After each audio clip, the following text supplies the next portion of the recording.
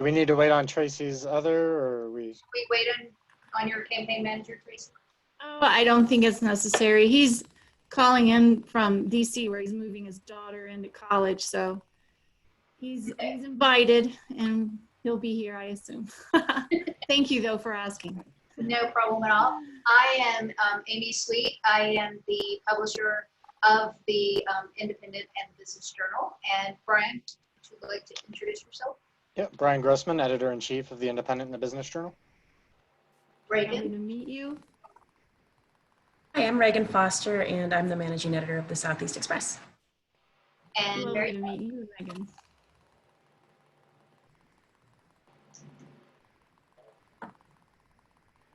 There we are. There you go. Trouble Oh, good. with the mute thing. Anyway, I'm Mary Jo. I'm the copy editor here. Hi, For Mary Jo. everything So to meet good you. be here. All the things. All the things. So thank you for being here. We're going to jump. We have quite a list of questions, so we're going to jump right into it. Tell us a little bit about yourself, your background, experience, public service activities, that kind of thing. Sure. I have lived in, I and my family have lived here in Colorado Springs since 2001. When we moved here, our kids were all, well, we have 3 kids, and they're all under 5, and they started school out here at in District 20. I am retired. I'm sorry to interrupt you, Tracey. Your audio is coming in and out for me, at least. Is anybody else having trouble hearing? Yeah, the sound is. Yeah, I don't know if you're just not I wonder if you're close enough. covering the microphone. But Well, I'll try to speak directly, and thank you for letting me know. Probably that was a cosmic sign to start over. So I will. And Nyx the cat. Nyx is her name means chaos in Greek, so she's gone now. Hopefully sound will be better too. So who is Tracey Johnson? I am a retired attorney, former CIA intelligence analyst, stepped back from those professional pursuits when I became a mom, and my husband's career started taking me around the country. Sound is still bubbling in and out. that's still an issue. I don't know why. Sometimes you're just normal, and sometimes it just fades out. Oh, I know that on other Zooms, if people mute, the more people that mute, Yeah, let's it mute. improves. So we'll try that. Everybody Okay. maybe turn their video off too, and that'll use less bandwidth. Try that. There we go. Here we go. So Tracey Johnson, retired attorney and former CIA intelligence analyst, stepped back from those professional pursuits when became a mom, and my family, now with 3 kids, we were moving around with my husband's career throughout the country. We came to Colorado Springs with his business interests in 2001. Since then, I was active in supporting all the things that you might expect. Member of the board of directors for the Junior League of Colorado Springs, representing the members at large. Also won their President's Volunteer of the Year award during my active tenure there. I'm still a sustaining member of the Junior League. I am a former Pikes Peak Soccer Association Volunteer of the Year, but the most important volunteering I did was in the children's schools.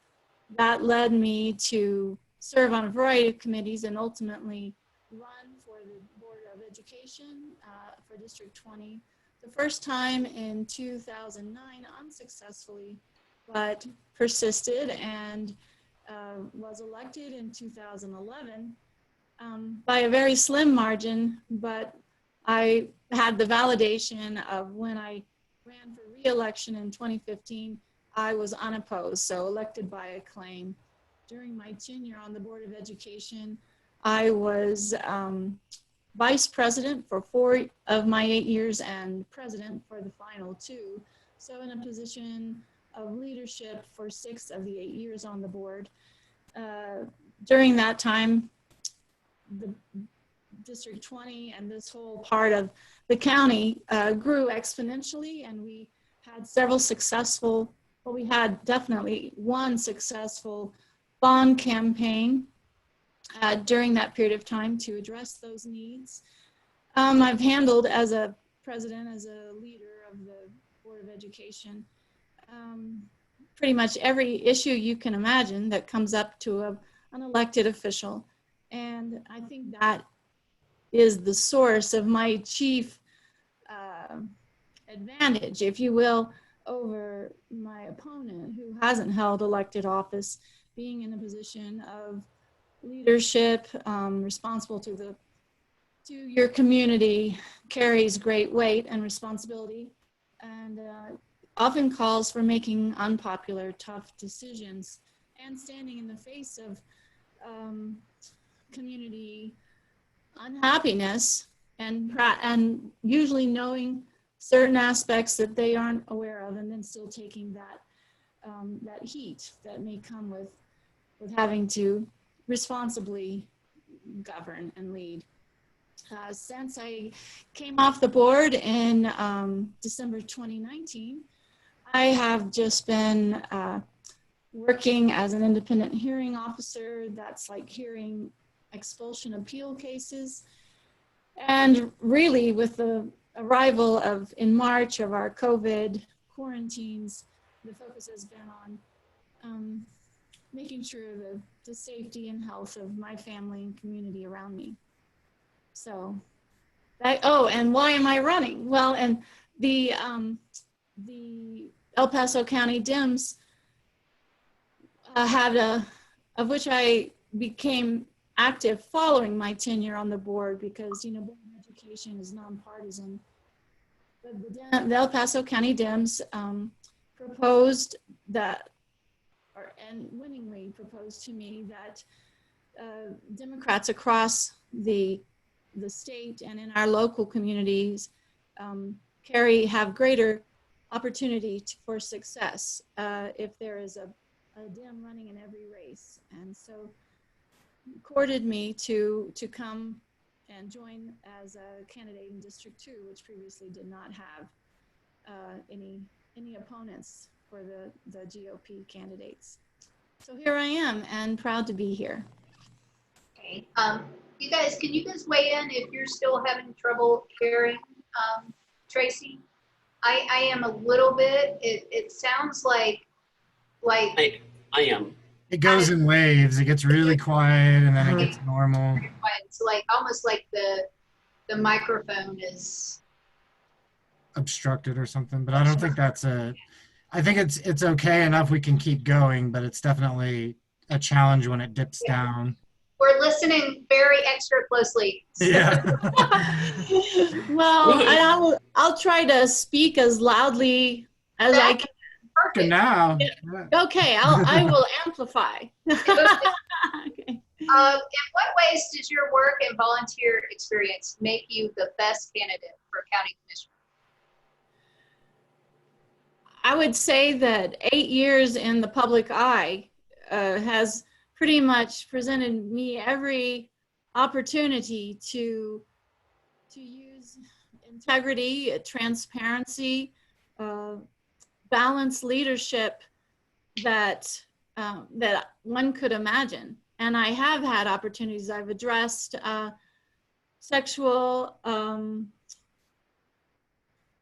human resource. I have addressed a variety of issues that may prevent themselves in a school setting, which is really just our communities writ large. HR, that's what I'm trying to get at, is HR issues, workplace issues, growth issues, how to manage that, fiscal responsibility, how do you cut, where do you place the funds, and what about quality of life?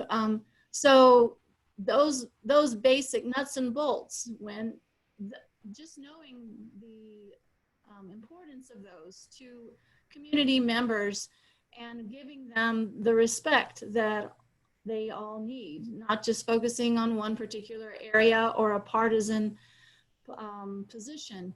That's, I believe, what, having been a longtime volunteer and elected leader, makes me rise above my candidates in this race. Okay. It's been many years since anyone outside the Republican Party has had a seat on county commission. What effect do you think that's had on governance, actions taken and actions not taken in El Paso County?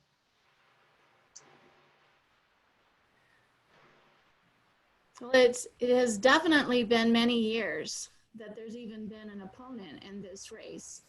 And that's what brought me, that was the most convincing element. I felt like we need to honor our political process, the right to have a voice, or at least to have that choice represented. And now more than ever, right? I mean, here we are on the cusp, are celebrating the 100th anniversary of women's suffrage, the 19th Amendment. And those women that fought for having their voice, well, we're honoring them, but everyone, every American, I have to say, I'm in this for all of us, not just the Democrats, but the whole community, and not just to fight the Republicans, but truly to allow that partnership rather than partisanship come forward. And what impact can say the unthinkable occurs in my district that typically votes vast majority GOP. I believe that when you're all working for the common interest, and there's nothing wrong with pragmatism, there's nothing wrong with respectful compromise, as long as it is done with transparency, it is done with, again, respect. You know, if you check out my little bio on the El Paso County Dems website, you'll see that I single out the golden rule. And truly, that's what I live by. And I think that can carry just as much weight when you're in the minority as when you're in the majority. The impact of not having a voice, I don't want to really hypothesize, because, you know, local control, that is a very effective community management tool. That's what the Board of Education uses, and that's what the county board, the Board of Commissioners, will be using, because we implement the rules of the state and make sure that they reflect the values of our community. Those in the past, that reflected the values there, and the introduction of a new voice, I think, will be just as representative and certainly as weighty as those in the past that where that particular voice was not represented. Okay. What do you think the most pressing issues are facing District 2 and the county as a whole? Well, there are several that I feel like should always take prominence. First among them, and this isn't jazzy, but it's infrastructure. I believe that, you know, like I referenced earlier, quality of life is what most people look to the county commissioners to ensure. Make sure the roads are well paved, make sure that the snow is removed. Hopefully there is snow this year. And make sure that they have internet access. Honor, I hope, the Black Forest Preservation Protection Plan and things like that. I would say that infrastructure is really where I'm going to be most steadfast in my attention. Likewise, I'm going to point out fiscal responsibility, or what steps are going to be necessary to ensure that those projects underway and those that will be coming necessary in the future will have adequate funding. How do you do that without raising taxes, or will a tax be necessary? If there's cuts to be made, where do they made? I would say if you're looking at cuts, let them start first in administration of the county commissioners themselves and in that building before you spread that out, because we all have been so powerfully impacted in more ways than one by the COVID-19 guidance, the business downturns, the loss of jobs. No one's immune from that. And I think so fiscal responsibility or fiscal wisdom will be paramount going forward. A third area that is definitely going to be, I think, on everyone's dashboard is public safety and how that takes its form in law enforcement in our community.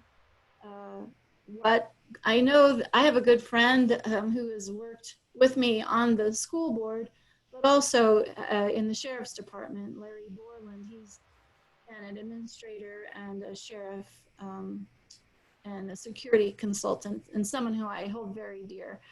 He shared with me that that the changes in SB 217 that was signed this July are largely already working in place or doable. Some are more challenging than others in terms of the sheriff's office, but they're all working for them. And I think that that's most valuable. There'll be challenges facing. There may be someone that brings up, how do we handle qualified immunity for our officers, like in Greenwood Village, where they're like, well, we won't allow that. Don't worry about it. We'll indemnify you. Those types of things may come to the Board of Commissioners, the county commissioners.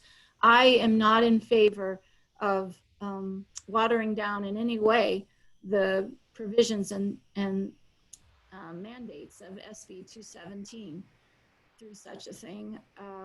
But I do hope that we can amplify the use of mental health providers or consultants that ride along with our deputies and law enforcement officers, things like that.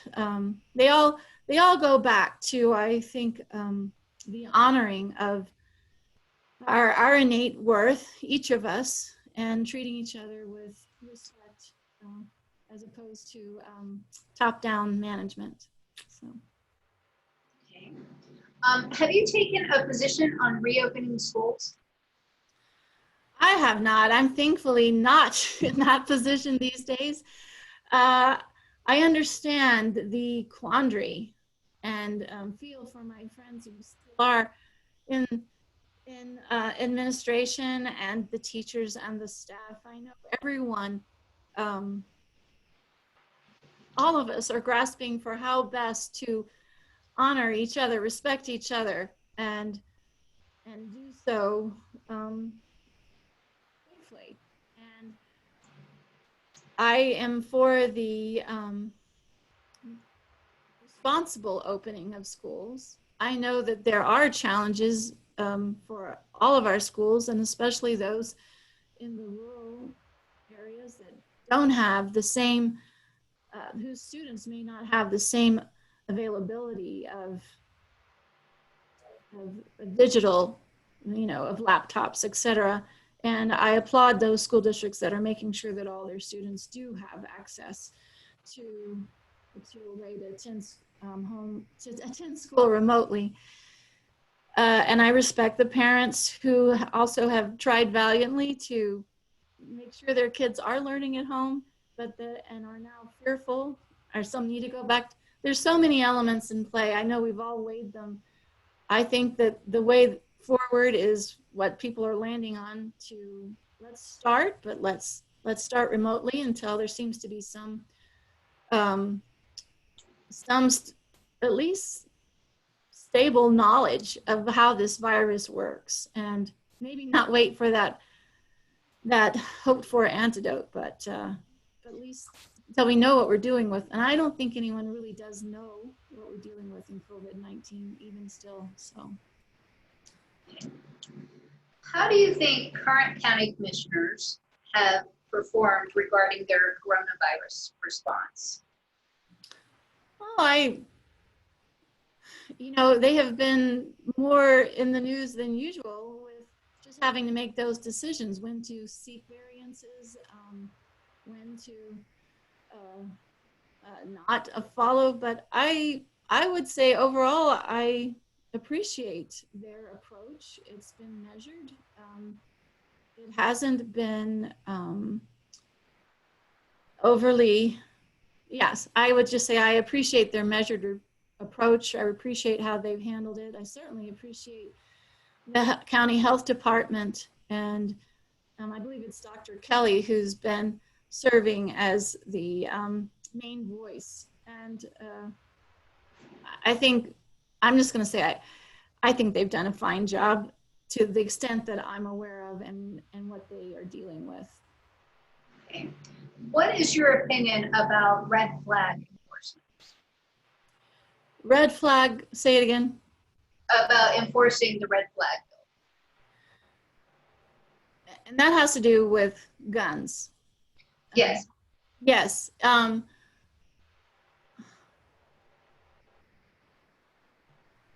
Remind me of all the quickly the parameters of the red flag. It's not that, it's just.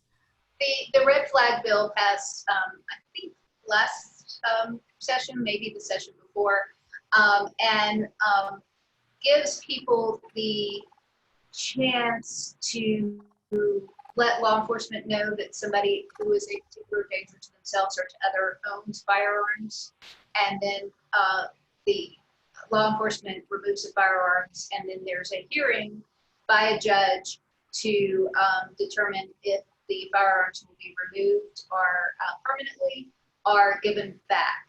But the removal from the home comes first, and the judge's decision with all the facts and stuff comes second. Some law enforcement agencies in the state have said they will not enforce it. So what is your stance on that? I believe that it is the responsibility of law enforcement to enforce the laws of the state, and whatever they may be, they are ostensibly the distillation of the entire state's will in regard to that particular issue. Those who stake out unique claims, I think, have exceeded the boundaries of their responsibility and are, in effect, violating the law themselves if they say they will not enforce the laws of the state, because the county is a division of the state. So I say respect the law. I didn't make the law, but I'm going to abide by the law.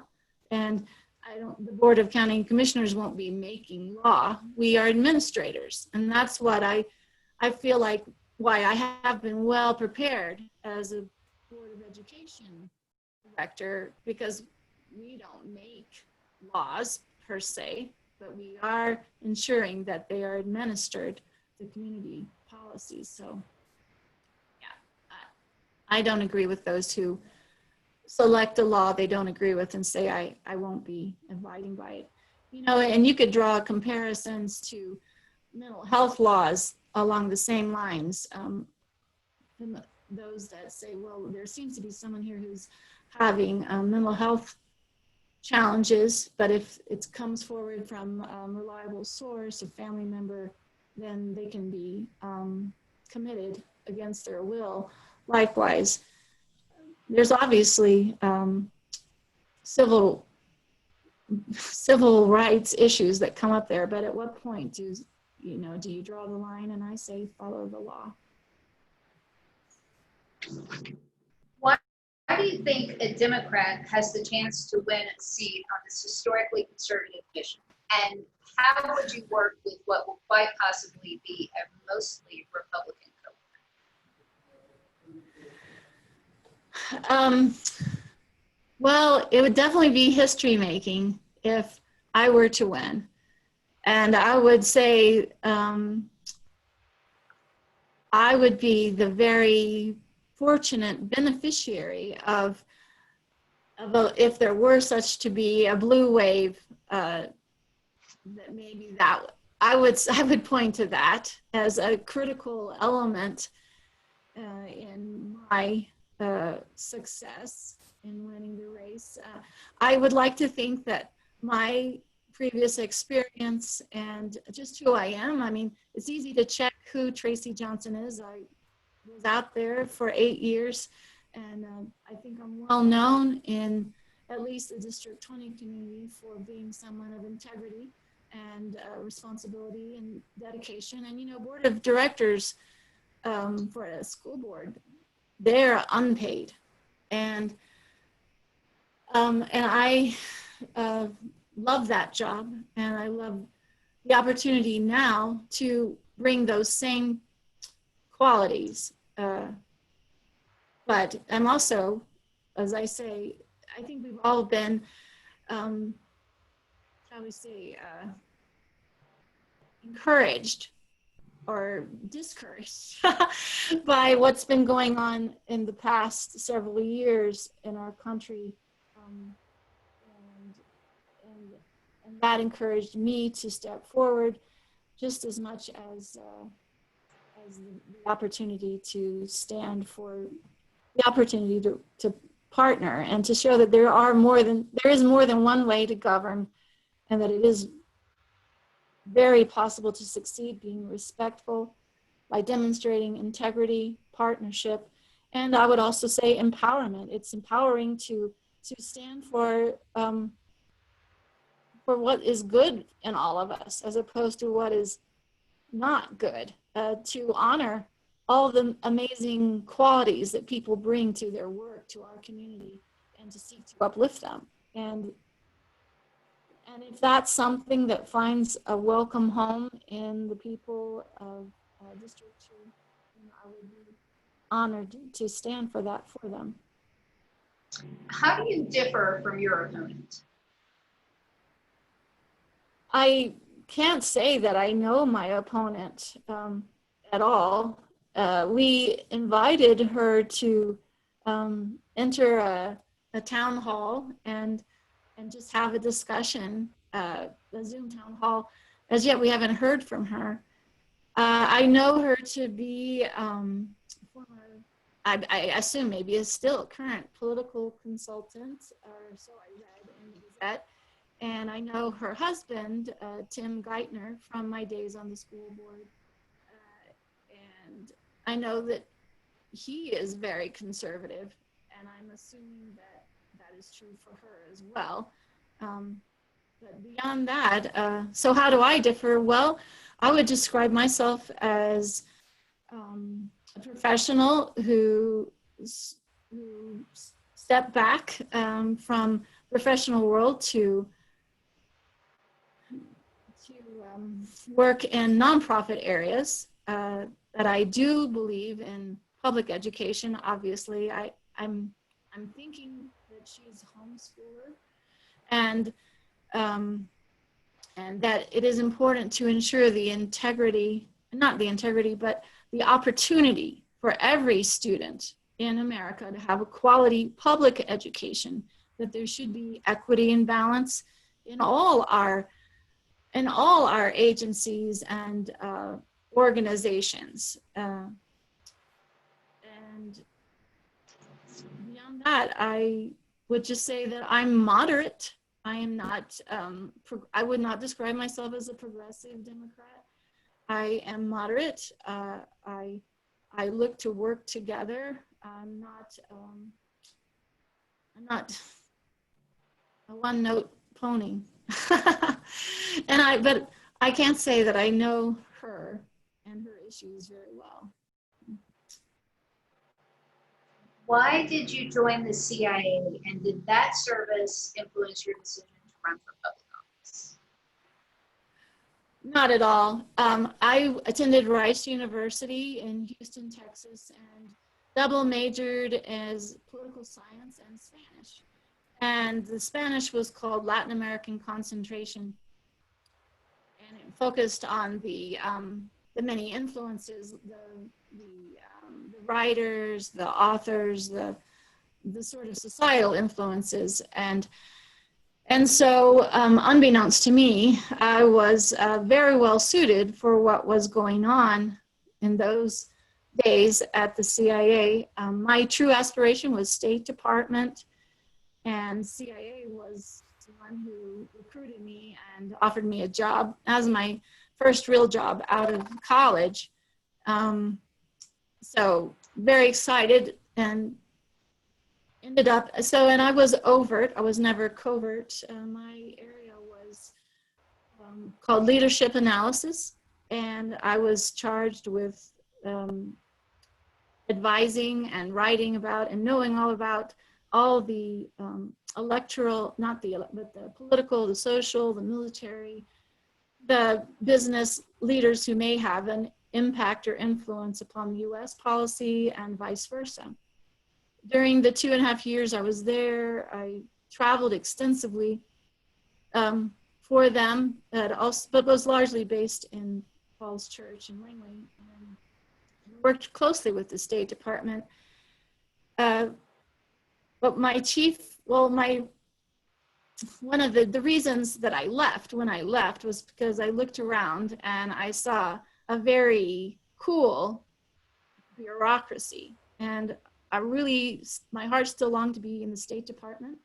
And I saw women who were branch managers who had been there 20 years.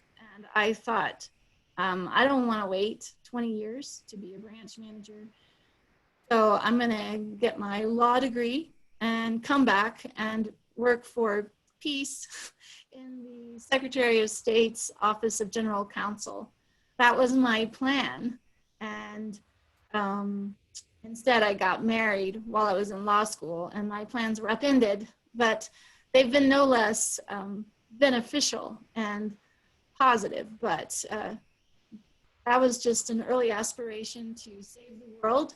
And I still have that aspiration, although I think that the way to save the world is to be a good person and do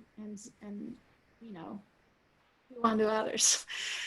And so it had nothing to do other than that I learned my way around Washington and how to deal with elected leaders and how to brief them and what they're interested in. And so, yeah, it had an effect, but it is not any kind of driving force. Can you describe your decision-making process? How do you make decisions? Yes. Unsurprisingly, probably as an analyst and attorney, I gather information from all sides, try to, and also rely on recommendations of those who are working in that field, the subject matter experts, and draw from them based on my own barometer of what's the right thing to do in terms of all of us and respecting all parties. How closely can we come to that right solution that meets the most needs equitably and inclusively? So it is just a measured process, nothing too unusual, but based on my experience, and I'm 57, I have some experience behind me at this point. So, final question. Where do you stand on criminal justice and the community's call for changes to and oversight of interdepartmental reviews? I think what I've followed so far, which seems to be a rather haphazard process of selecting who is on that committee and who will comprise it, that leaves me feeling less certain as to the validity of whatever insights they may come to. I wish that process was more transparent or seemed to have more structure to it. You know, there is no credibility to government if there isn't transparency, if there isn't accountability, and it doesn't. What I've read about it hasn't led me to feel strongly about it. I do feel like the commission is definitely needed, but it must reflect every element as closely as possible of the community that will be receiving the services of law enforcement. So that is, that's where I'm kind of watching that askance, but hopeful that that once we finally find out who's going to be on the commission, that it will be reflective of the community as a whole. Okay.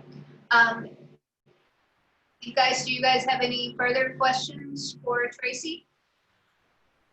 Brian, Mary Jo, Reagan? I do not. I do not. I think I'm good. Thank you. Do you have anything you'd like to say to wrap up, Tracey? I just, well, besides being very, very grateful to you all for giving me this time today and for publishing the Colorado Springs Independent and the other publications associated with it, which provide such a valuable voice and source for all of us. I've read it for years. So thank you very much for all that you're doing. It takes all of us. Like I say, I'm doing this for all of us, and you all are too. And thank you very much. Well, thank you so much for your time. Yes, yes, yes, yes, yes. And it's Friday, so hopefully have a wonderful weekend, and I hope the fires go out and we'll be able to celebrate that as well. Thanks, Tracey. Okay, great. Well, thank you so much. Have a great weekend. Thank you. Thank you.